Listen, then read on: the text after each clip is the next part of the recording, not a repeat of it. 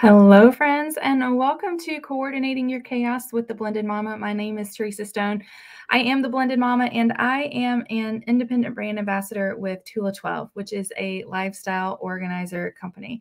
And today we are going to be talking about the MoSCow method for prioritization. And if you've never heard of this, it is a method that was created by a software developer at Oracle back in the mid 90s.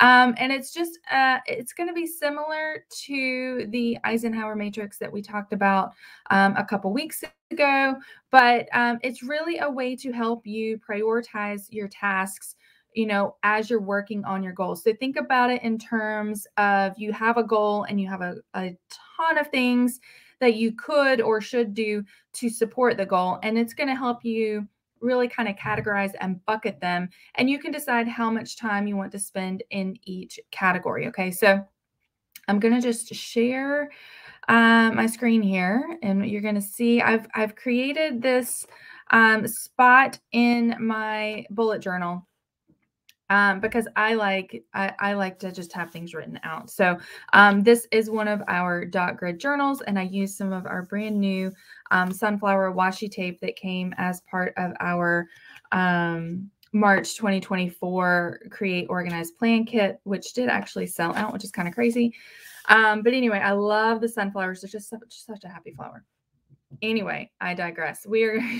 Let's come back and talk about our categories. So again, similar to the matrix, you have 4 categories. You have must, should, could, and won't, or you could use it as like a wish list if these are things that I would really like to do, but it is definitely like super low priority. So let's talk through the must. So these are going to be things that are non-negotiable needs that you have to have, right? These are going to be things that are critical to do to actually reach your goal. So these are things you really must do, right? That's the M in MoSCow.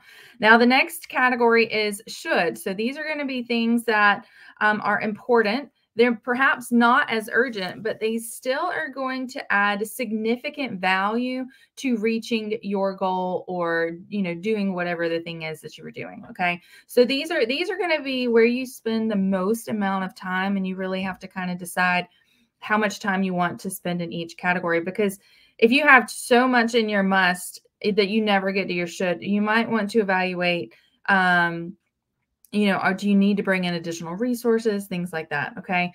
Because you don't want to be working on a goal for like 5 years because you have so much in that you have to do it. Right. Okay. I digress.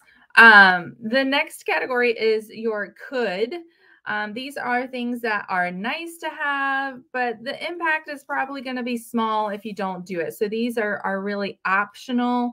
You may be able to defer it to another date. Maybe it's, you do the thing and then you add that, you come back and you add that later.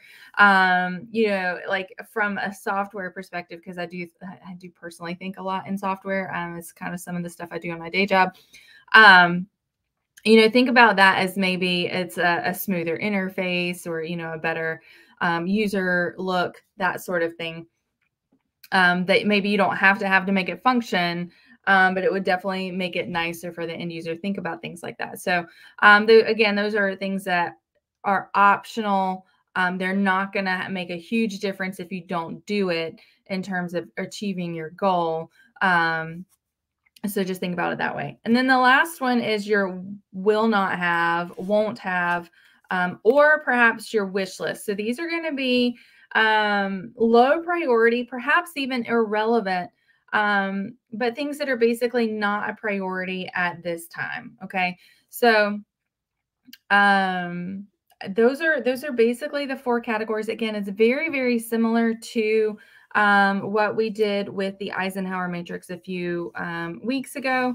But it's kind of a different way to think about it. Maybe a different layout if you prefer, maybe more of this kind of layout instead of the 4 quadrants.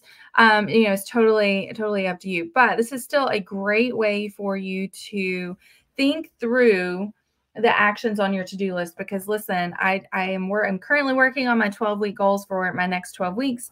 And there's a lot of things that are on my list, in the weekly buckets. And I'm going to need to go back and look at, okay, which of these do I have to do? Which of these are nice to have? Is there anything that can be eliminated because I'm only one person and there's only so much I can do? Are there things I can, this goes back to some of the other one, the A, B, C, D, E. Is there something I can delegate to someone else?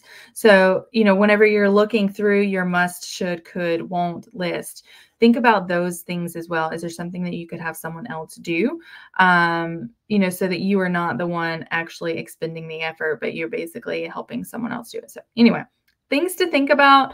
I do kind of like this particular layout, just because, especially if I was looking at each week bucket, because I have what I want to work on for my goals, but then there's just normal tasks that also have to happen. And I'm going to need to really kind of use this to categorize my day or my week, because there are just going to be things that I'm not going to be able to get to, or I might not be able to get to if life happens, right? And things go haywire. So really think about that. And let's see if this level or this method of prioritization might work for you. I would love for you guys to tell me about it in the comments. Do you like the idea of using the won't for the W or the wish? So do you want to think of it as things that you're going to not do at all because it was just so low priority? Or do you want to keep it as a wish list of things that you want to come back and do later? So there's a couple different ways to kind of think about it.